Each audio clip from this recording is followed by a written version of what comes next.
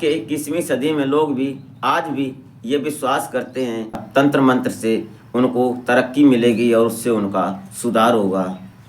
आज की कहानी में कुछ ऐसा होता है कि एक तंत्र मंत्र के चक्कर में, एक बाबा के चक्कर में बेटी और उसकी पत्नी, जो एक माँ होती है जिसकी उम्र 40 साल थी, वो एक प्रेम जाल में फंस जाती है।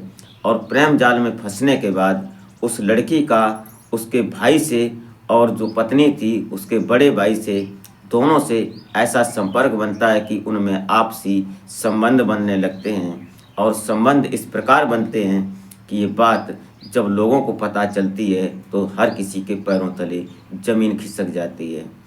उस कहानी में ऐसा होता है कि पहले तो तीनों लोग, चारों लोग अपना अपना मतलब निकाल रहे थे, लेकिन उसके बाद इनमें से 3 लोगों की जान चली जाती है, और वो भी एक इतनी रहस्यमयी तरीके से कि जिस किसी ने सुना वो सुनकर चौंक सा जाता है।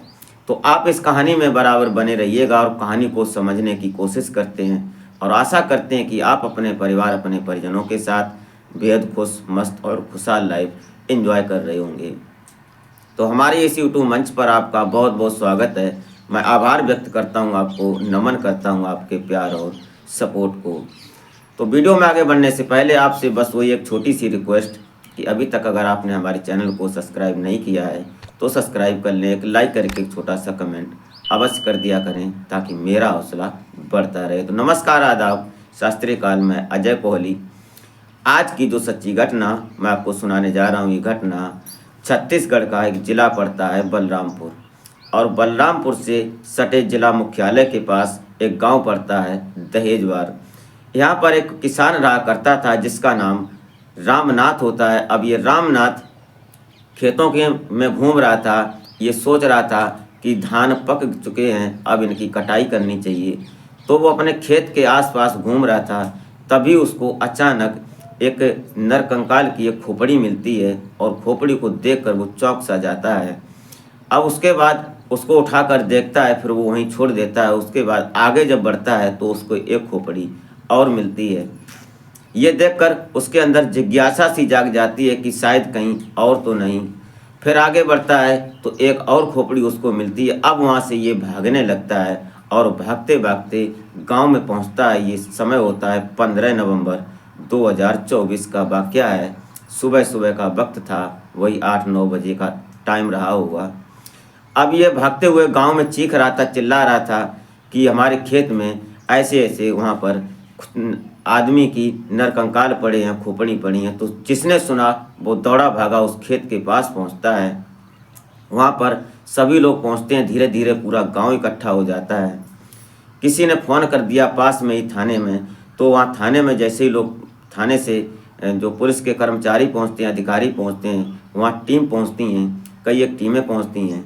वहाँ जब उस खेत को बैरिकेड कर दिया जाता है, क्योंकि कोई अन्य लोग इस खेत में न घुसे, ताकि छत विछत जो भी है वो सब इधर उधर हो जाए, इसलिए वहाँ सब देखते हैं। तो पुलिस वहाँ चेकिंग करती है, उसके बाद डॉग स्क्वाड पहुँचती है, इन्वेस्टिगेशन होती है सारी। देखा जाता है उसमें 3 नरकंकाल मिलते हैं, और इन तीनों में जब उनको अलग अलग हड्डियों से उनको जब जोड़ा जाता है तो पता चलता है कि उसमें 2 महिलाएं होती हैं और एक बेटा होता है, लड़का होता है।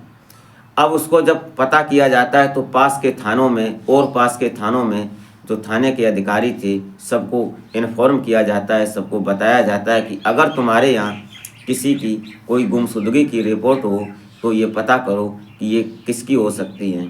इस तरीके से जब पूछताछ होती है तो पता चलता है कि वहाँ से 80 किलोमीटर दूर एक थाना पड़ता है कुसमी। उस थाने के अंदर 4 अक्टूबर 2024 को एक FIR दर्ज कराई गई थी। उसमें गांव होता है पारा, और पारा के सूरज देव अपने परिवार की गुमशुदगी की रिपोर्ट दर्ज करवाई थी। उनमें से जो 3 लोग होते हैं, उनमें से उनकी पत्नी होती है कौशल्या ठाकुर, जिसकी उम्र 40 साल थी, और उनकी एक बेटी थी मुस्कान, जिसकी उम्र 17 साल थी, और उनका एक बेटा होता है मिंटू ठाकुर, जिसकी उम्र 6 साल थी। ये तीनों लोगों की FIR दर्ज कराई जाती है वहाँ पर। तो पता चलता है कि वहाँ के जो थाना इंचार्ज होते हैं, जो दरोगा जी होते हैं, वो इस बात को गहनता से नहीं लेते हैं और ये इतना बड़ा कांड हो जाता है। 4 अक्टूबर 2024 को एफआईआर दर्ज कराई गई थी और यहाँ पर मिलती है 15 नवंबर को। लगभग 51 दिन का समय गुजर जाता है। अगर ये बात पहले से इन्वेस्टिगेट होती, अगर संज्ञान में सही से पुलिस ने लिया होता, तो ये बात इतना बड़ा कांड नहीं होता।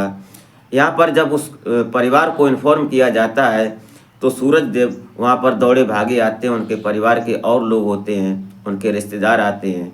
देखकर उनके पैरों तले ज़मीन खिसक जाती है। उसके बाद जब उनके पास से, उन नरकंकालों के पास से जो कपड़े, गहने या अन्य चीज़ें जो मिली थीं उनको दिखाया जाता है तो पहचान जाते हैं कि ये हमारे परिवार के ही, हमारी पत्नी, हमारी बेटी, हमारा बेटा ही था। उसके बाद फिर तब भी पुलिस और उसकी जांच करना चाहती थी कि ऐसा तो नहीं किसी और का हो और ये अपना बता रहे हों। तब उन्होंने डीएनए टेस्ट करवाया और डीएनए टेस्ट में सैंपल जो आए उनमें से साफ जाहिर हो गया, पता चल गया कि ये इनका ही है। उसके बाद अब पता लगाना था कि ये किसने किया, कांड कैसे हुआ। तब कहानी आगे नई खुलकर आती है। उस महिला का जो कौशल्या ठाकुर थी, उसके फ़ोन से जब सीडीआर निकलवाई जाती है तो पता चलता है कि एक मुख्तार अंसारी नाम का व्यक्ति है, उससे इसके संपर्क हुए थे लास्ट में। जब मुख्तार अंसारी को सीडीआर डिटेल्स निकलवाने के बाद उसको पकड़ने की कोशिश की जाती है, तो जब उसको पकड़ा जाता है तो पता चलता है कि वो 19 नवंबर को उसको पकड़ा गया। उसके बाद ये उसका भाई और एक साथ में होता है जिसका नाम होता है आरिफ अंसारी। अब ये रहने वाले होते हैं झारखंड भंडरिया बरगढ़ गांव होता है, वहाँ के ये रहने वाले होते हैं मुख्तार अंसारी और आरिफ अंसारी।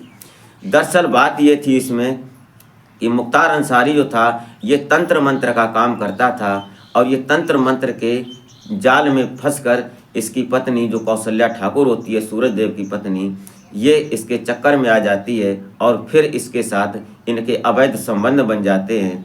और अवैध संबंधों को चलते कहानी लंबी चली और कुछ समय होने के बाद जो आरिफ अंसारी होता है, इसका मुख्तार का भाई, ये भी सोचने लगता है कि जब भाई मौज लूट रहा है तो मैं क्यों पीछे रह जाऊं।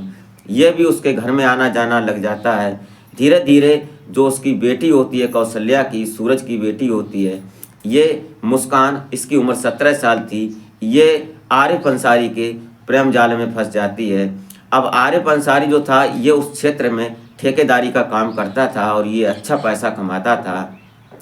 आरिफ अंसारी और मुख्तार अंसारी के माता पिता बीमार रहते थे, लेकिन उनको ये अपना पैसा न देकर, उनका इलाज न कराकर इधर इस लड़की के ऊपर पूरा पैसा खर्च कर रहा था ये आरिफ अंसारी। इस बात में इन दोनों भाइयों में भी झड़प होती थी।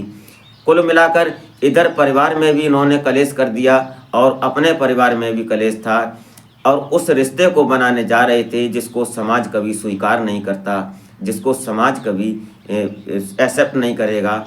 उस समाज में ऐसा ये रिश्ता बना रहे थे, लेकिन इन्होंने एक नहीं 2 परिवारों की जिंदगियां ख़त्म कर दी।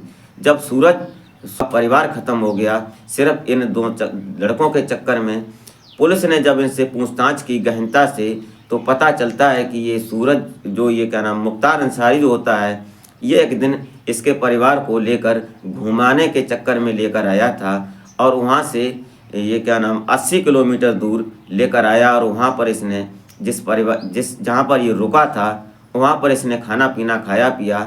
उसके बाद इसका भाई जो था ये मुख्तार का भाई आरिफ, ये दोनों साथ में आए थे। इनको पता चल गया था, इसने देख लिया था। अब ये दोनों लोगों ने उस परिवार में साथ खाना खाया। रात को आरिफ अंसारी ने उसकी बेटी मुस्कान से बोला कि मैं तुम्हारे साथ शादी करूंगा और तुमसे शादी करना चाहता हूं।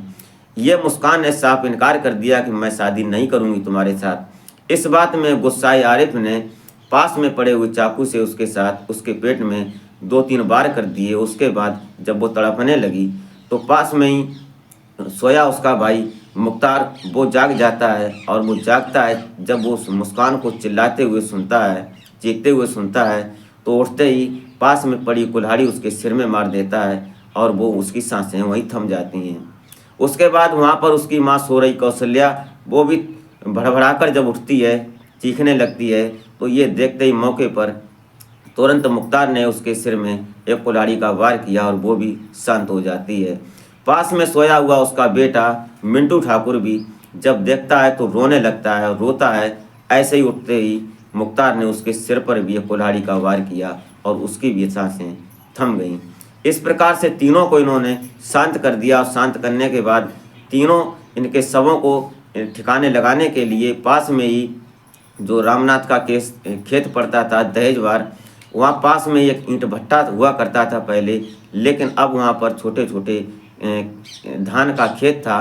तो धान के खेत में इन तीनों शवों को इसने फेंका और फेंकने के बाद मुख्तार अंसारी जो था वो गांव की तरफ निकल जाता है और उसका भाई आरिफ अंसारी होता है, ये महाराष्ट्र मुंबई की तरफ निकल जाता है।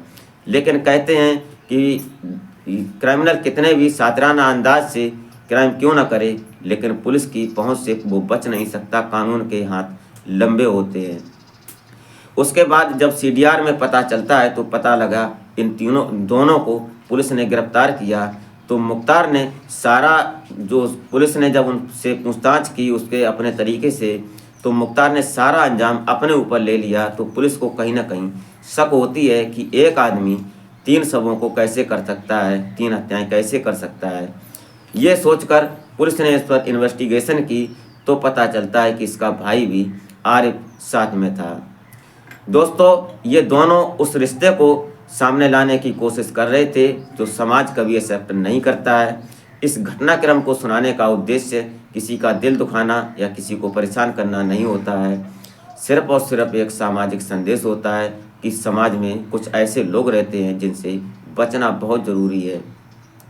आप इस कहानी के बारे में क्या कहना चाहते हैं वो कमेंट में ज़रूर बताएं। कुल मिलाकर यहाँ पर जो मुख्तार था, इसमें मुख्तार की गलती थी या उसकी पत्नी सूरज ठाकुर की पत्नी जो कि कौशल्या थी, इसकी गलती थी? क्या इसमें किसने क्या किया? एक पत्नी, अगर पति कोई काम करता है, कहीं मेहनत करता है, तो वो अपने परिवार के लिए ही मेहनत कर रहा है, बाहर रह रहा है। लेकिन पत्नी को ये समझना चाहिए कि ऐसा न करे जो कि हमारा और हमारे परिवार में विध्वंस पैदा हो। लेकिन इसमें पत्नी की गलती थी, ये अभी कोर्ट में मामला विचाराधीन है। अब पत्नी तो और बेटी और बेटा तो इस दुनिया में ही नहीं है। कुल मिलाकर ये दोनों पुलिस की हिरासत में हैं। आप इस बात को कमेंट में ज़रूर बताएं। तो मिलते हैं फिर नेक्स्ट वीडियो में, तब तक के लिए जय हिंद।